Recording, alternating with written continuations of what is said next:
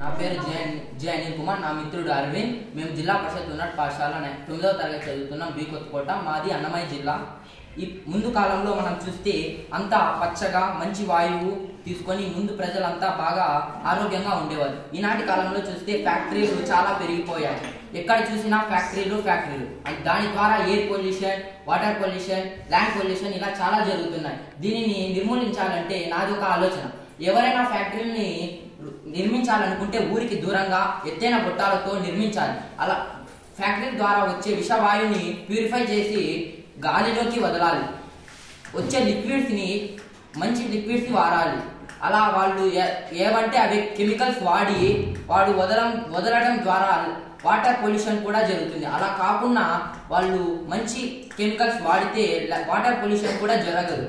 ఇలా చేయడం ద్వారా ల్యాండ్ పొల్యూషన్ కూడా జరగదు.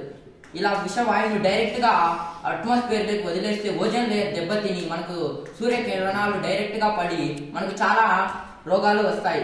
ఇలా విషవాయువుని డైరెక్ట్ గా వదలకుండా ప్యూరిఫై చేసి వాతావరణంలోకి వదలాలి. నేను ఒక ఫ్యాక్టరీని నియమించాలనుకుంటున్నాను. అది మా ఊరి చివర. ఈనాటి కాలంలో చాలా మంది కూల్ డ్రింక్స్ తాగి చాలా అనారోగ్యపడుతున్నారు.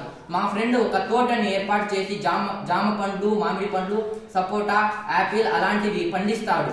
ఆ పండ్లను నేను తీసుకొని వచ్చి ఇక్కడ మంచి స్వచ్ఛమైన జ్యూస్ ని తయారు చేసి అందరికీ అందిస్తాను. ఈ ఫ్యాక్టరీకి 10 లక్షలకు పెట్టుబడి అవుతుంది. నేను ఒక 50 నుంచి 100 మందికి ఉపాధి కల్పిస్తాను. ఇది నా ప్రాజెక్ట్.